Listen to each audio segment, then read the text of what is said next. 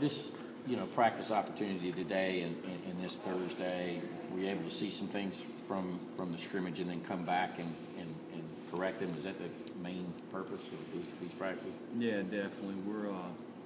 We're just trying to improve every day.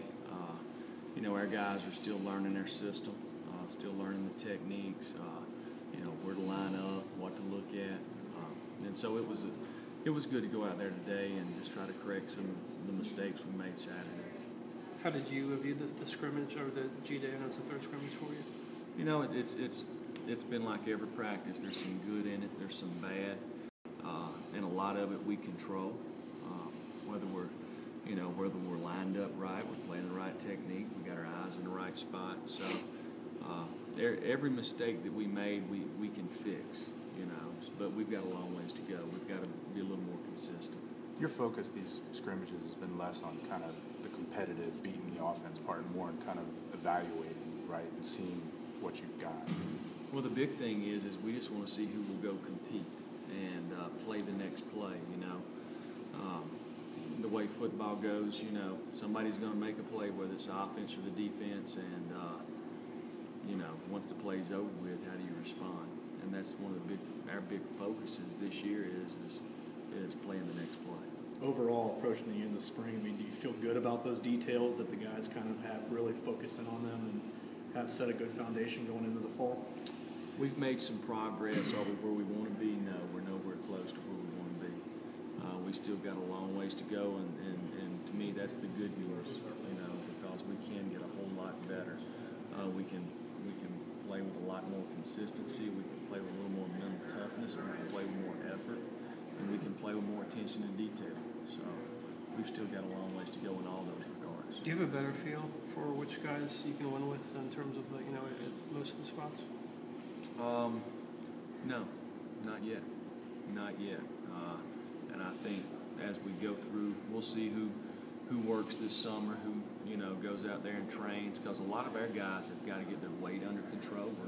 We're too big, in my opinion. We got to get a little smaller. Some guys have got to cut body fat. Some guys need to put on a little bit of muscle.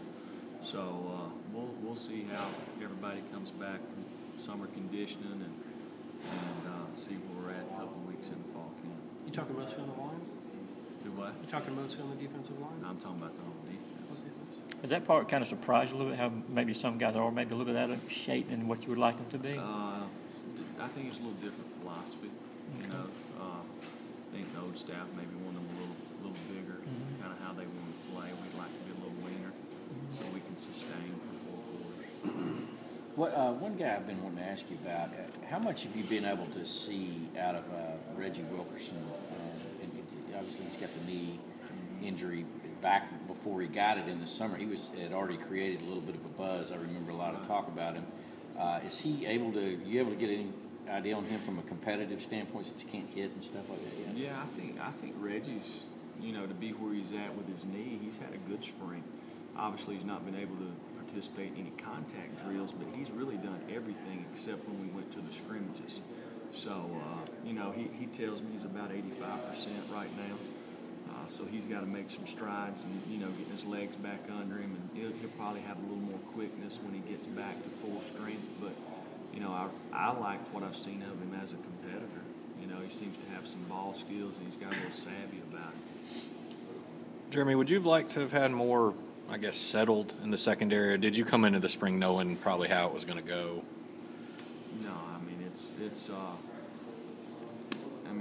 last year when I was at Florida State, we had 2 corners that participated in spring. So sure, you'd like to have a veteran group, a bunch of guys that's been back there and had success, but we're not there yet, and we're starting to figure out a little bit. Though we're learning how to communicate a little better with each other. They're learning what the expectations are for this defensive staff. So we've made some strides back there, but we're not there yet. Damien Swan's the one guy that we've seen that kind of consistently been on the first team and such. Is he emerging as kind of that consistent leader that you want back there, or does he still have some stuff? Well, I would say Damien has the most experience out of all those guys. Football kind of comes easy to him. He's a very knowledgeable young man. He can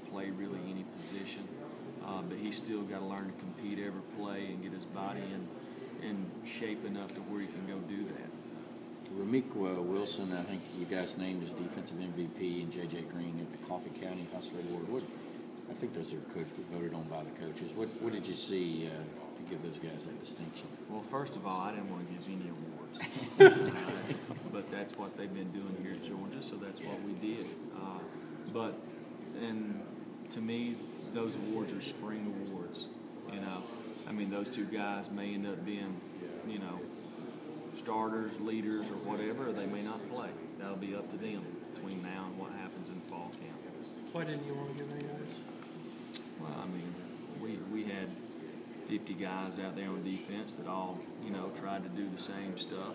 I didn't particularly see anybody that just stuck out that much that deserved an award. It's kind of like, you know, nowadays everybody's playing T-ball. You play T-ball, everybody gets a trophy, you know. So, but, I mean, that's part of the tradition. It's nothing wrong with it. I just didn't think you know, it's not a big deal. Getting back to guys like Ramik and Damian, I mean, do you feel good about the upperclassmen that you're going to have to rely upon during the summer to kind of hammer through those details, the foundation, everything you want said? Well, I think our upperclassmen have got a ways to go when it comes to leadership. We need more out of them. Every one of them is very capable, but they've got to be able to do it on a consistent basis, and that's a challenge that we've made to them daily. What kind of opportunity will the incoming freshmen have to impress you and maybe make a role for themselves? They'll have the same opportunity as the guys that went through the spring. You know, if they're the best ones, they'll play, and the way we practice, they'll get the same amount of reps. So, I mean, it'll work itself out.